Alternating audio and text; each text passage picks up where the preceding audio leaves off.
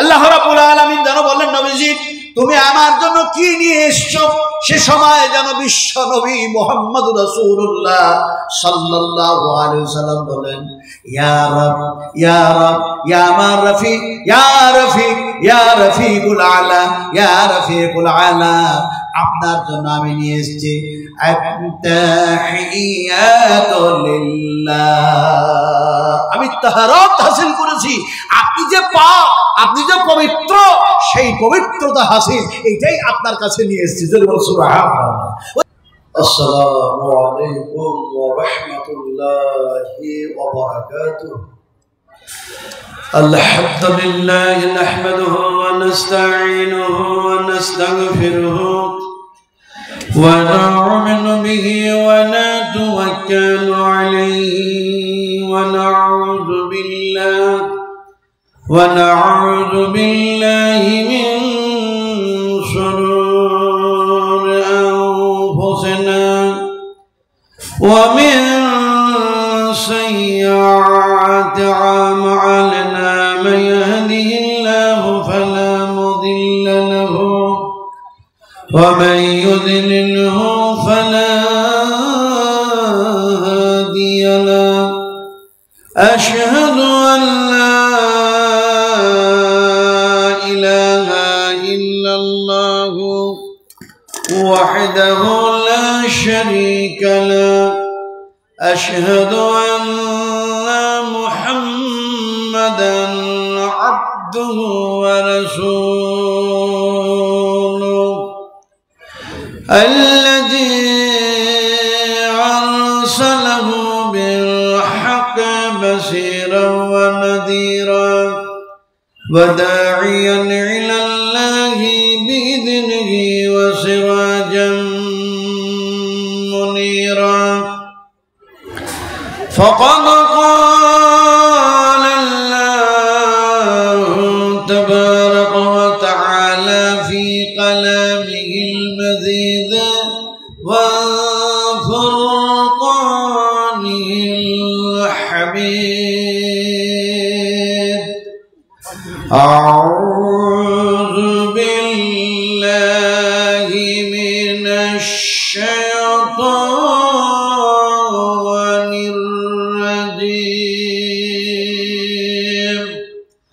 بسم الله الرحمن الرحيم. إن الله وملائكته يصلون على النبي يا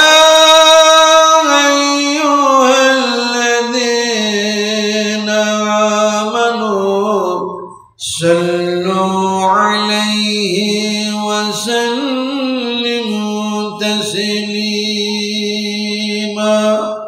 اللهم صل على محمد وعلى آل محمد كما صليت على إبراهيم وعلى آل إبراهيم إنك حميد مجيد. اللهم بارك على محمد وعلى آل محمد كما باركت على إبراهيم وعلى آل إبراهيم إنك حميد مجيد. رب اجعلني مقيم الصلاة ومن ذريتي ربنا وتقبل دعائي. ربنا اغفر لي ولوالدي وللمؤمنين يوم يقوم الحساب. हमारे दुआ है अहे खुदा ओ इस्लाम का बुलबुला सदा अता कर सभी को हिदायत का नूर, ज़लालत का अंधेरा हो जाए दूर।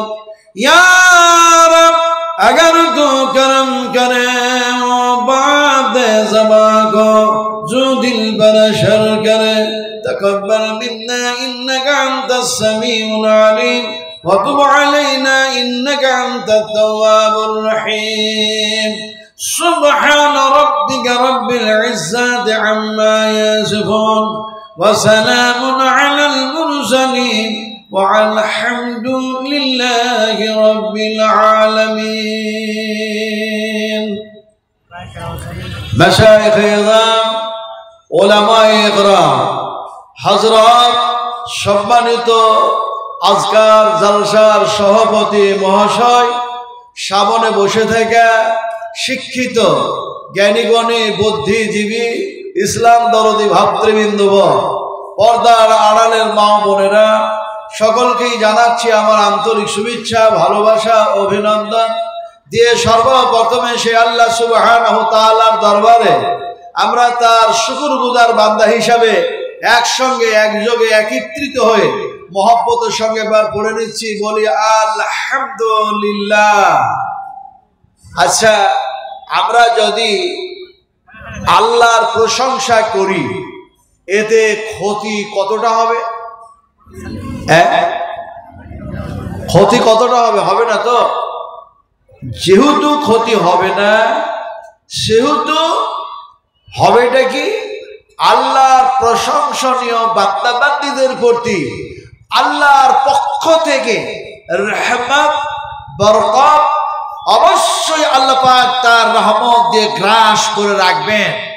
মানুষগুলি যখন আমালে সালেহ ভালো কাজ করে, সৎ কাজ করে, নেকি সঞ্চয় করে, নেকি অর্জন করে, যখন আল্লাহর কৃপায় তার দয়ায় বেহেশতের মধ্যে যাবে, তো বেহেশতে যাওয়ার পরে সর্বপ্রথম যে ল্যাঙ্গুয়েজ, যে ভাষা, যে শব্দটি হবে বেহেশতবাসীদের, অন্য কিছু না, সেটা হবে আলহামদুলিল্লাহি রাব্বিল আলামিন। ফলে সেই বেহেশতে যাওয়ার আগে, সেই বেহেশতে যাওয়ার পূর্বে আল্লাহর জমিনে বসে থেকে আল্লাহর প্রশংসা একটু আলহামদুলিল্লাহ জোরে বলা যায় না? যায় না? যায় না? একটু জোরে বলুক তো আলহামদুলিল্লাহ। আবার আপনারা প্রশ্ন করেন না, বলে না যদি আসতে বলি তাহলে কি আল্লাহ শুনতে পাবে না? আল্লাহ কি ঠসা? আল্লাহ কি বহিরা যে আমাদেরকে জোরে বলতে হবে? এর ডিসিশন, আপনাদের এই প্রশ্নের উত্তর দেবে কে? পৃথিবীর কোন নেতা নাই, নেত্রী নাই, ইঞ্জিনিয়ার নাই, বৈজ্ঞানিক নাই, প্রিন্সিপাল নেই, প্রফেসর নেই, কেউ নাই। একমাত্র এই প্রশ্নের উত্তর বিশ্ব নবী মুহাম্মদ রাসূলুল্লাহ সাল্লাল্লাহু আলাইহি ওয়াসাল্লাম নিজেই দিয়েছেন। সুবহানাল্লাহ। রাসূল আকরাম সাল্লাল্লাহু আলাইহি ওয়াসাল্লাম তিনি সাহাবায়ে কেরামদেরকে সঙ্গে করে নিয়ে যাচ্ছেন উহুদের প্রাঙ্গণে। উহুদের প্রাঙ্গণে যেতে গিয়ে মুশরিকদের সঙ্গে হবে লড়াই, মুশরিকদের সঙ্গে হবে লড়াই। মুশরিকেরা আছে কোরআনের বিপক্ষে, রাসূলের বিপক্ষে, তাওহীদের বিপক্ষে, রিসালাতের বিপক্ষে। তারা চায় তাওহীদ, রিসালাত, আখিরাত এ সম্পর্কে জমিনে যাতে এই জিনিসগুলি প্রতিষ্ঠা হতে না পারে, তার জন্য তারা এগুলি মিটাবার জন্য আছে। এখন মোকাবেলা হবে, সংঘর্ষ হবে যাদের সাথে। একটা দিক হচ্ছে তারা হচ্ছে মুমিন, তারা হচ্ছে মুত্তাকিন, তারা হচ্ছে পরহেজগার, তারা হচ্ছে দিনদার, তারা হচ্ছে আল্লাহ ভীরু। এবং আরেকটা দিক যারা আছে তারা আল্লাহ থেকে বেপরোয়া। এখন সাহাবায়ে কেরামেরা সেই মুহূর্তেখানে জিহাদের ময়দানে চলতে গিয়ে তিনারা বলছেন আল্লাহু আকবার, আল্লাহু আকবার, আল্লাহু আকবার। জোরে জোরে যেন বলতেছে আল্লাহ মহান, আল্লাহর সমকক্ষ আকাশে জমিনে আর কেউ নাই। আল্লাহর হাবিব বিশ্ব নবী মুহাম্মদ রাসূলুল্লাহ সাল্লাল্লাহু আলাইহি ওয়াসাল্লাম অত্যন্ত নরম সুরে বললেন, অত্যন্ত সুন্দর ভাষায়, যেন পবিত্র ভাষায় তিনি বললেন। আল্লাহর হাবিব বললেন, আমার সাহাবা কেরামেরা তোমাদের জানের উপরে তোমরা রহম করো। এত জোরে বলো না। আল্লাহু আকবার বলতে গিয়ে তোমরা যত জোরে চিৎকার করতেছ, ফলে যেন তোমরা তোমাদের জানের উপরে রহম করো। বিশ্ব নবী মুহাম্মদুর রাসূলুল্লাহ সাল্লাল্লাহু আলাইহি ওয়াসাল্লাম যেমনে বললেন সাহাবা কিরামেরা তেমনি যেন সেটা অনুসরণ করলো, অনুকরণ করলো, সে কথাকে সঙ্গে সঙ্গে মাথা নত করে মেনে নিল। এখন কথাটা বলতেছিলাম যে আমরা এসছি কেন, আর আসলে আমাদের পরিবর্তনের প্রয়োজন আছে না নাই। ফলে সেই কথাটাই আমি হাদিস দিয়ে এবং কোরআন দিয়ে আপনাদেরকে বুঝাতে চাইছি। এখন সাহাবায়ে কেরাম রাদিয়াল্লাহু তাআলা আনহুরা কে রাসূল আকরাম সাল্লাল্লাহু আলাইহি ওয়াসাল্লাম বললেন যে তোমরা তোমাদের জানের উপরে রহম করো। সাহাবায়ে কেরামেরা মাথা নত করে মেনে নিলেন রাসূলের কথা। নবীর কথা কি আপনারা মানতে রাজি আছেন? যে আমরা মানতে রাজি আছি না নাই? আছেন তো ইনশাআল্লাহ। এখন বিশ্ব নবী মুহাম্মদ সাল্লাল্লাহু আলাইহি ওয়াসাল্লাম তিনি দেখা যায় একদিকে যেন ডিসিশন দিলেন মানুষগুলিকে, সাহাবায়ে কেরামদেরকে, যে তোমরা এই জায়গায় দাঁড়াও, এ জায়গায় দাঁড়াও, এ জায়গা থেকে খবরদার তোমরা কোথাও নড়বে না, কোথাও যাবে না। যেহেতু এই পথ এমন এক পথ, এই পথ এমন একটি রাস্তা, এমন একটি পথ, এমন একটি রাস্তা যে এ দিয়ে তোমাদের উপরে আক্রমণ করবে। কে আক্রমণ করবে? যারা দ্বীনের শত্রু, যারা ইসলামের শত্রু, এই মুশরিকেরা আক্রমণ করবে। এখন রাসূলুল্লাহ সাল্লাল্লাহু আলাইহি সাল্লাম তারাকে 70 জন সাহাবীকে দাঁড় করাইয়া দিলেন। আর এদিকে এটা হলো নাকি অন্যান্য সাহাবায়ে কেরাম রাদিয়াল্লাহু তাআলা আনহুমেরা তিনাদের সাথে মোকাবেলা শুরু করলেন। আমি দেখে আসলাম আলহামদুলিল্লাহ, সুবহান আলহামদুলিল্লাহ, যে জায়গায় উহুদের প্রাঙ্গণে যুদ্ধটা হয়েছিল, যে ময়দান, সেই ময়দানটা এখনো ফাঁকা হয়ে আছে। তবে হযরত হামজা রাদিয়াল্লাহু তাআলা যে জায়গায় শহীদ হয়েছেন, যে জায়গায় রক্তটা তিনার পড়েছিল, সেই জায়গাটা ফাঁকা নাই। সেই জায়গায় বিশাল এক যেন মসজিদ যেন সেখানে তৈরি হয়ে গেছে, মসজিদে হামজা বলা হয়েছে। এখন সেই মসজিদের নাম হামজা মসজিদ দিয়েছে। তো সেই মসজিদে ঢুকলাম আর মনে মনে করলাম, আরে বিশ্ব নবীকে খুশি করার জন্য, রাসূলকে সন্তুষ্ট করার জন্য, আল্লাহ পাকের নৈকট্য লাভের উদ্দেশ্যে যদি বিশ্ব নবী মুহাম্মদ সাল্লাল্লাহু আলাইহি ওয়াসাল্লামের চাচা যান হযরত হামজা রাদিয়াল্লাহু তাআলা আনহু যদি এই জায়গায় শহীদ হয়ে যান, কত যে শরীরের রক্ত এই জমিনের মাটিতে তার পড়েছে, সেই জায়গায় যখন ঢুকলাম, প্রবেশ করলাম, শুধু মনে হয় এখানে বিশ্ব নবী মুহাম্মদ রাসূলুল্লাহ সাল্লাল্লাহু আলাইহি ওয়াসাল্লামের চাচা জানের উপরে যখন তরবারি চলতেছিল, তীরগুলি যখন শরীরে স্পর্শ করতেছিল, সে সময় দেখা যায় কতই না কাটা কবুতরের নাই ছটফট করতেছিল। সেই জায়গায় মন কি আর ঠিক থাকে নাকি? 2 রাকাত নামাজ যেন আদায় করলাম, আল্লাহ পাক সেটা করালেন, চোখের পানি ঝরালাম। আর যেন বললাম, আরে এই উহুদের প্রাঙ্গণটা কি সেই প্রাঙ্গণ যে প্রাঙ্গণে মুহাম্মদুর রাসূলুল্লাহ সাল্লাল্লাহু আলাইহি ওয়াসাল্লামের দমদম মোবারক শহীদ হয়েছিল, যে রাসূলের রক্ত ঝরলো, দমদম মোবারক শহীদ হলো, যে সাহাবী সেখানে শহীদ হলেন, সেই সাহাবায়ে কেরামদের আচরণ কেমন ছিল, তিনাদের আখলাক কেমন ছিল, তিনাদের কৃষ্টি কালচার কেমন ছিল, তিনাদের তাহজিব ও তামাদ্দুন কেমন ছিল। আমাদের মতো এরকম দেখা যায় আনকমপ্লিট মুসলিম ছিল জি না, তিনারা পরিপূর্ণ মুসলিম ছিল, যার কারণে তিনারা রক্ত দিয়েছেন, বিশ্ব নবী মুহাম্মদ রাসূলুল্লাহ সাল্লাল্লাহু আলাইহি ওয়াসাল্লামকে সাহায্য করেছেন রক্ত দিয়ে। আমার ভাইরা, আমি আসলে বলতে চাইলাম, সাহাবীরা রাসূলের কথা মেনে নিয়ে আওয়াজটাকে স্লো করে দিলেন, আল্লাহু আকবার, আল্লাহু আকবার, আল্লাহু আকবার, আল্লাহু আকবার। জানের উপরে রহম হচ্ছে, আর আল্লাহ সুবহানাহু ওয়া তাআলা সবচেয়ে বড়, তার আকাশে জমিনে তার চেয়ে বড় কেউ নাই, সে কথাও বলা হচ্ছে। এবার দেখা যায় যুদ্ধের ময়দান থেকে বিশ্ব নবী সাহাবা কেরামদেরকে নিয়ে যেন বাড়িতে ফিরলেন। এরপরে দেখা যায় ঈদুল আযহা, ঈদুল ফিতর, এখন যেন ঈদের নামাজ পড়ার সময় হয়েছে।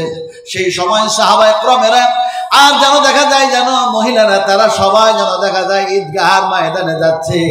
এমন সময় দেখা যায় সাহাবীরা যেন আস্তে আস্তে যেন বলছেন, আল্লাহু আকবার, আল্লাহু আকবার, লা ইলাহা ইল্লাল্লাহ, আল্লাহু আকবার, আল্লাহু আকবার, ওয়ালিল্লাহিল হামদ। যে তাকবীরটা, যে তালবিয়াটা সাহাবায়ে কেরামেরা পড়ছেন, আমরাও তো পড়ি না বলুন, পড়ি তো, আমার সাথে সবাই মিলে পড়ুন তো। আল্লাহু আকবার, আল্লাহু আকবার, লা ইলাহা ইল্লাল্লাহ, আল্লাহু আকবার, আল্লাহু আকবার, ওয়ালিল্লাহিল হামদ।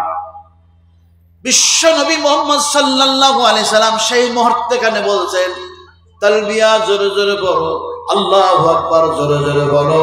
এ জায়গায় জানের উপরে আর রহম করতে বললেন না, এবার বললেন জোরে জোরে পড়ো। সাহাবা کرام রাদিয়াল্লাহু তাআলা আনহুমদের মধ্যে কেউ যেন জানতে চাইলেন, ইয়া রাসূলুল্লাহ, নবীকে তো প্রশ্ন নয়, জানতে চাইলেন, হে নবীজি জিহাদের ময়দানে বললেন আস্তে আস্তে পড়ো, জানের উপরে রহম করো, কিন্তু এখন আবার কেন জোরে জোরে তালবিয়া পড়তে বলেন? আল্লাহর হাবিব বললেন, ও আমার সাহাবীরা, সেই দিন ছিল যেন জিহাদ ছিল, যুদ্ধ ছিল। আজকার দিনটা যুদ্ধের না, আজকার দিনটা তো প্রাইজ পাওয়ার দিন, ইনামের দিন, উপহারের দিন। যেহেতু আল্লাহ সুবহানাহু ওয়া তাআলা রাতের বেলায় দেখা যায় তোমাদের জন্য বাজেট পাস করেছেন, কাকে কতটা কি যেন পরিমাণ উপহার দেওয়া হবে, প্রাইজ দেওয়া হবে, ইনাম দেওয়া হবে, সেটা যেন বাজেট পাস হয়ে গিয়েছে, সেই উপহার নেওয়ার জন্য যাচ্ছ। অতএব এই সময় আল্লাহ সুবহানাহু ওয়া তাআলা যেন বড় বড় যেন জোরে জোরে তালবিয়া পাঠ করো। শুধু তাই না, এমনি করে দেখা যায় পাহাড় পর্বত আর গাছ আর পালা আর এমনি করে জমিনে ঘাস পাতা যা আছে, তোমরা যখন আল্লাহু আকবার আল্লাহু আকবার জোরে জোরে বলবে, তখন দেখা যায় এরা যেন তোমাদের গেল কথাগুলি শোনার পর যেন এরা সাক্ষী থাকবে, আর কিয়ামতের মাঠে তোমাদের হয়ে সাক্ষী দিয়ে দিবে। তাহলে আস্তে এবং জোরে, এখন দুটাই যেন হাদিসে চলে আসলো। রাসূলুল্লাহ সাল্লাল্লাহু আলাইহি ওয়াসাল্লাম সে ফয়সালা দিয়ে দিলেন। এই জায়গাতে আমরা এসেছি অন্য কারোর সঙ্গে যুদ্ধ করার জন্য নয়, অন্য কোনো কিছু প্রাইজ পাওয়ার জন্য নেই, বরং আমরা নিজকে যেন সংশোধন করার জন্য এসেছি। আল্লাহ পাক যেমন বলছেন, ইউসলিহু লাকুম আমালাকুম ওয়া ইয়াগফির লাকুম যুনুবাকুম ওয়াল্লাহু গফুরুর রহিম।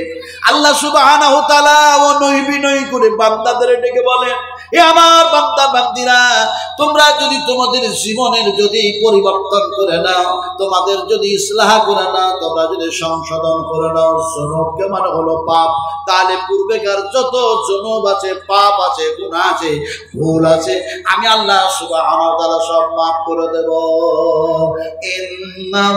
ইন্নাল্লাহা গফুরুর রহিম।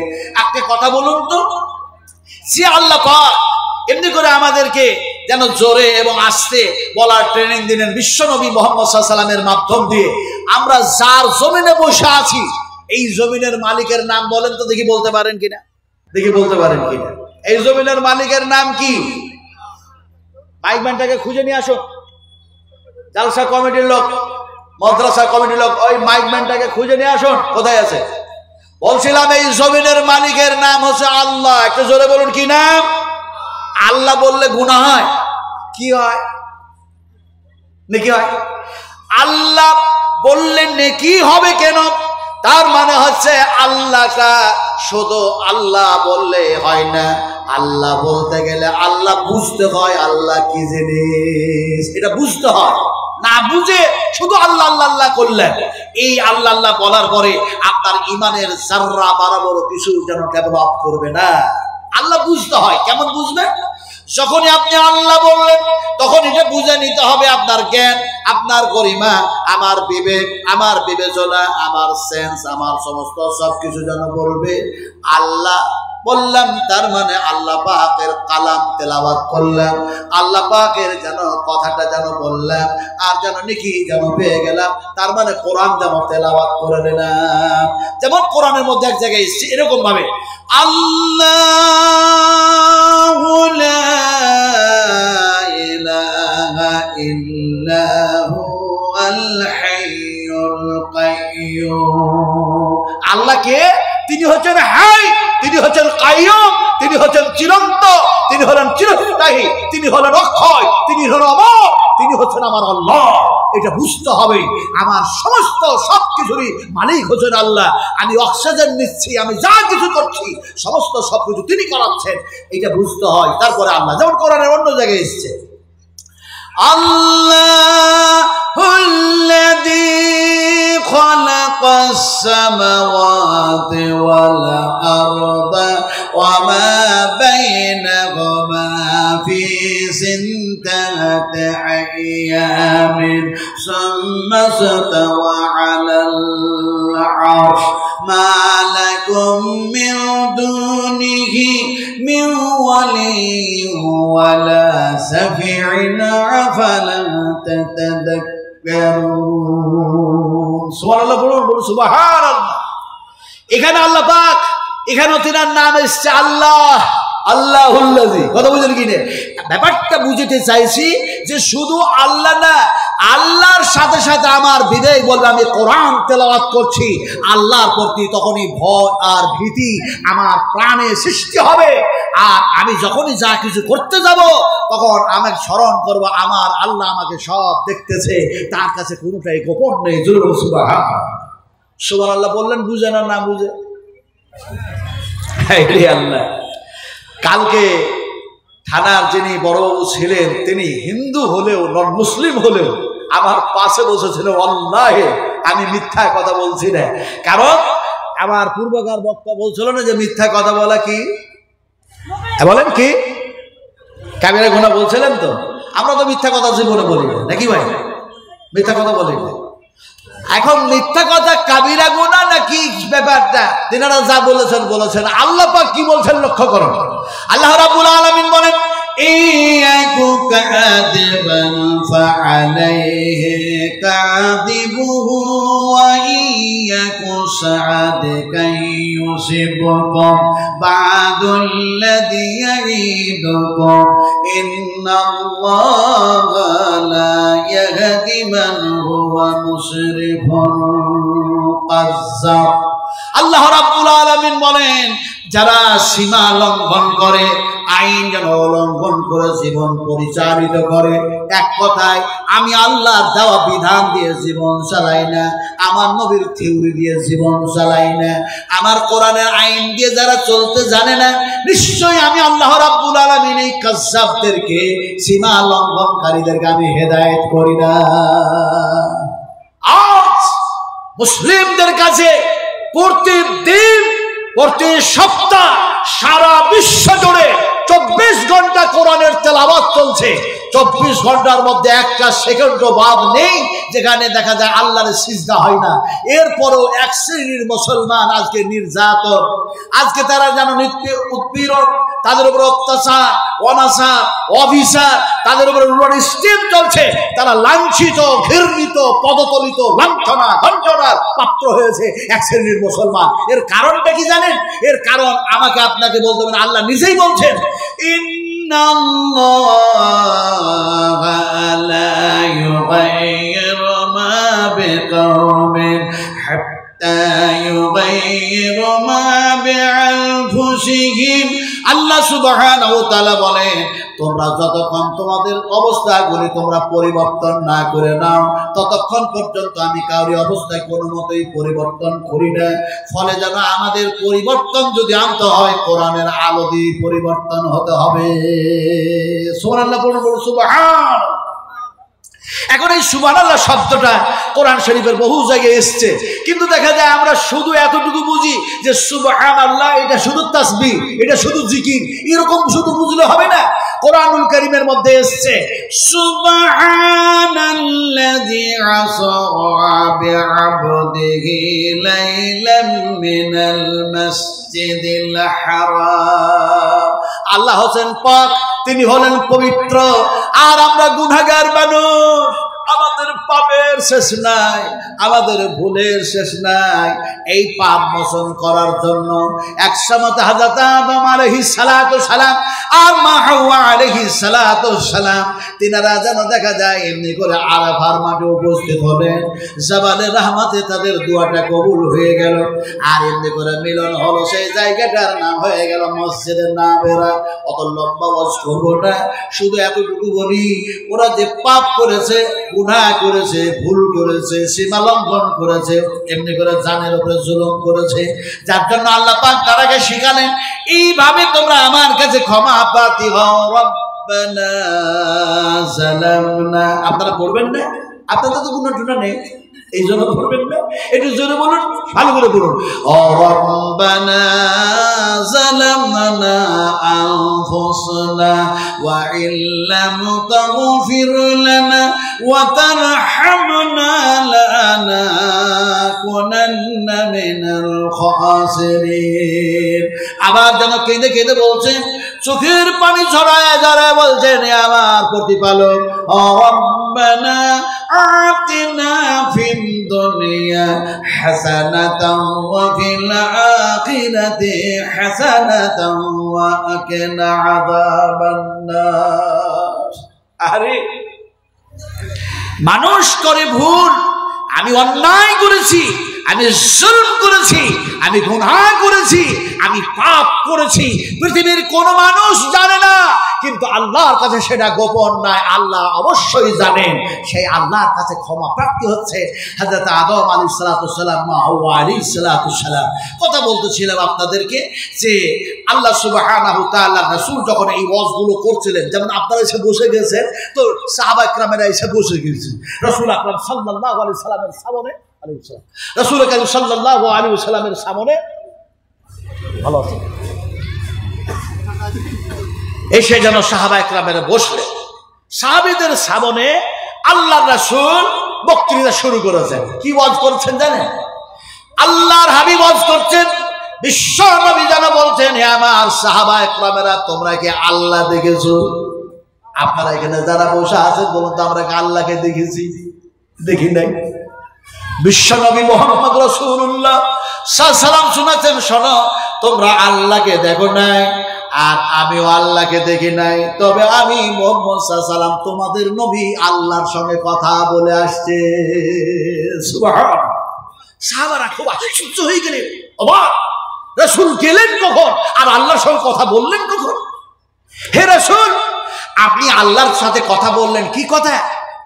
বিশাল লম্বা হাদিস, তাফসীর ইবনে কাসির, তাফসীর হুসাইনি, তাফসীর মারফুল কোরআন, তাফসীর মুতুল কোরআন, তাফসীর হাসানুল বায়ান, তাফসীর ফুরকান, তাফসীর কাসাব, তাফসীর বাইজাবি, আরো অনেক অনেক তাফসীর আছে বিভিন্ন। সমস্ত তাফসীরকারকেরা বিভিন্ন ভাবে তাফসীর করেছেন, আমি সেটা ওদিকে যাচ্ছি না। এখন বিশ্বনবী মুহাম্মদ রাসূলুল্লাহ সাল্লাল্লাহু আলাইহি ওয়াসাল্লাম বললেন, ও সাহাবীরা, তোমরা কি জানতে চাইছো আমি আল্লাহর সঙ্গে কি কি কথা বললাম? এসছে তাফসীরের মধ্যে কত মিনিট কথা বললেন, কতক্ষণ কথা বলেছিলেন, সেই ভাষাগুলি কি কি ছিল, কত লক্ষ ছিল, কত কোটি ছিল, ইত্যাদি নানা কিছু। তার মধ্যে যে ভাষাটা বিশ্ব নবী মুহাম্মদ রাসূলুল্লাহ সাল্লাল্লাহু আলাইহি ওয়াসাল্লাম, সাহাবারা দেখেন, সাহাবীরা, আল্লাহ আর আমি এতটাই তারা দূরত্ব ছিলাম, আল্লাহ আর আমি এতটাই যেন দূরত্ব ছিলাম যে দেখা যায় একজন যদি কলম দিয়ে কিছু লেখে, তাহলে তার লেখার শব্দটা সে যেন কানে শুনতে পায়, একটা যেন ফিসফিস যেন একটা আওয়াজ হয়, ঠিক যেন আল্লাহর সাথে যখন আমি কথা বলি এতটাই যেন ডিস্টেন্স, এতটাই দূরত্ব, এতটাই ছাড়াছাড়ি ছিলাম, আর আল্লাহর সঙ্গে কথা যেন বলতেছিলাম। ও সাহাবীরা শোনো, আমি কি কথা কি বলেছি? আমাকে আল্লাহ জিজ্ঞেস করলেন, হে আমার হাবিব, হে আমার রাসূল, হে আমার নবী, আমি তোমাকে অনেক অনেক উপহার দিয়েছি, তার মধ্যে তোমার সাথে আমি চূড়ান্ত ওয়াদা করেছি। ওয়াদাটা কি? এই ওয়াদার কথা যদি বলতে যাই লম্বা হয়ে যাবে।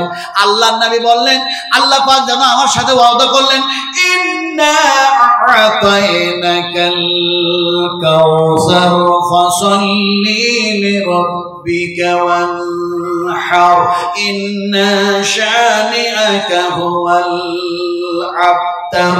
এই সূরার ইনশাআল্লাহ যদি আল্লাহ পাক আমাকে কখনো নিয়ে আসেন, তাহলে তার তাফসীর সুন্দরভাবে, তার তরজমা আপনাদের সামনে আমি বয়ান করব। বয়ান যে কথাটা বললাম এটা কোরআনের বাইরে না, আমি যতগুলি ভাষা আপনাদের সামনে বলছি সব কোরআনের মধ্যে এসেছে। জোরে সুবহানাল্লাহ। বয়ান এই শব্দটা কোরআনের মধ্যে এসেছে, আপনাদের জানা আছে না? না আছে তো ভাই, আমরা সবাই জানি তো। কোরআনুল কারীমের মধ্যে বায়ান শব্দ এসছে, কিভাবে আসলো? যেমন কোরআনের মধ্যে এক জায়গায় বলা হয়, হাযা বায়ানুল লিন্নাস। হাযা এই কিতাব, আল্লাহ পাক বলতে চাইছেন এই কিতাব, বায়ান আলোচনা, বায়ান আলোচনা, লিন্নাস বিশ্ব মানবের কল্যাণের জন্য আমি আল্লাহ আলোচনা করেছি কোরআনের মধ্যে। সুবহানাল্লাহ। मुझे मंजूर नहीं है कि मैं तेरे शिकायत करूं, मुझे मंजूर नहीं है कि मैं तेरे शिकायत करूं, बात ही से बात निकल आती है तो मैं क्या करूं। কুলের কথা খুলে বলার ইচ্ছা করে না, একটি কথা বলতে গিয়ে আর একটি কথা ব্রেনে এসে যাচ্ছে, আল্লাহ নিয়ে আসছেন, না বললেও হয় না। আজকে যে কোরআন বিশ্ব মানবের কল্যাণের জন্য আল্লাহ নাজিল করলেন, এই কোরআনগুলির পাতাগুলিকে ছিঁড়ে ছিঁড়ে ছিঁড়ে ব্রিটেনের সেই সমস্ত জালেমেরা তারা পায়ে নিচে রাখতেছে আর যেন রগড়াতেছে। জরুর নওজুবিল্লাহ, একটু জরুর নওজুবিল্লাহ। কোরআন কাঁদে আর বলে, কোরআন কান্না করে আর বলে, ও মানব, ও মানব, ও মানব, ও মানুষ, তোমাদের উপকারের জন্য এসেছি, তোমাদেরকে বাঁচাবার জন্য এসেছি, তোমরা আমাকে এরকম করছো কেন? বাঁচানোর জন্য এসেছি, তোমাদেরকে বাধা দেওয়ার জন্য আসি নাই, বাধা দেওয়ার জন্য আসি নাই, বাঁচার জন্য এসেছি। আমি দুইটা শব্দ আপনাদের সামনে ব্যবহার করলাম, একটা বাঁচা শব্দ ব্যবহার করেছি আর একটা যেন বাধা শব্দ ব্যবহার করেছি। এই দুই শব্দ কিন্তু এক নয়, কথা ঠিক না ঠিক আপনারা বলুন, এই দুই শব্দ কি এক? আমি বুঝাবো কেমন করে? এই যুগটা হচ্ছে যান্ত্রিক সভ্যতার যুগ, এই যুগটা হচ্ছে সায়েন্সের যুগ, এই যুগটা হচ্ছে বৈজ্ঞানিকের যুগ, এই যুগটা হচ্ছে কম্পিউটারের যুগ, এই যুগটা হচ্ছে মোবাইলের যুগ, এই যুগটা হচ্ছে ঐতিহাসিকের যুগ। আপনাদেরকে এই যুগের মানুষ হিসাবে যুক্তি দিয়ে বুঝায়। এই দিকে একটি মানুষ দাঁড়ায় আছে, হাতে আছে তরবারি, হাতে আছে কি বললাম? বুঝে আসছে না? সুপ্রিম কোর্ট পাশ করেছে মাদ্রাসা বন্ধ করতে হবে। আপনারা বন্ধ করবেন? বন্ধ করবেন? একটু কথাগুলি আমার খুব ঠান্ডা মাথাতে বোঝার চেষ্টা করুন, ঠান্ডা মস্তিষ্কে। আল্লাহ তুমি কি কথা বলা করাচ্ছ এই বুড়ো মানুষটাকে? বুড়ো বললাম আপনারা দুঃখটা করছেন নাকি? বুড়ো বুঝেন তো? বুঝেন? এই দাড়ি কিসে পাকলো দেখি, বুঝেন তো? এই দাড়ি পেকেছে কিসে? এই তো বুঝে না কিসে পেকেছে বলুন। এটাও বুঝি না যে দাড়িটা পাকলো, সাদা হলো দুনিয়া করতে করতে না আখেরাত করতে করতে? কিসের জন্য পাকলো কহে? কোন জায়গায় যে বাস? আচ্ছা, আপনারা জবাব দিচ্ছেন না, রাসূলুল্লাহ জবাব দিচ্ছেন। আর এই প্রশ্ন করছেন উম্মাহাতুল মুমিনিন মা আয়েশা সিদ্দিকা রাদিয়াল্লাহু তাআলা আনহা। বুখারী শরীফের হাদিস, আল্লাহর কসম খেয়ে বলছি, আল্লাহি একেবারে সেই হাদিস বয়ান করছি।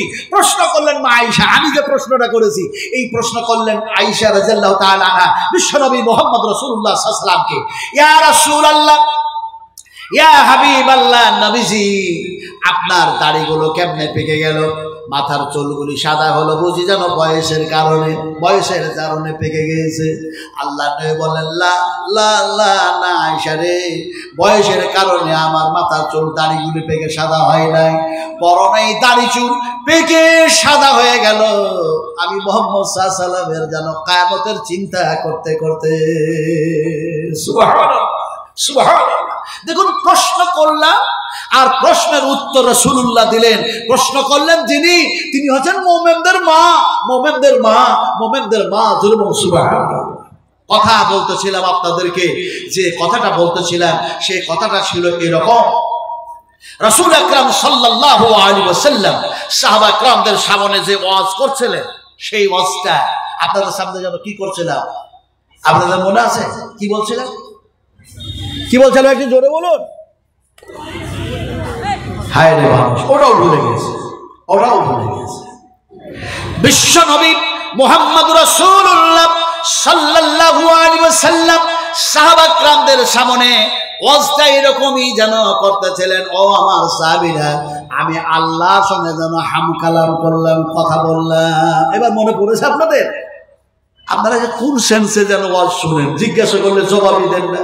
আপনারা জবাব যদি দেন তাহলে হাদিসের উপরে আমল করা হবে, নবীর যেন সুন্নাত, সাহাবা کرامদের সুন্নাত আদায় করতে পারবেন।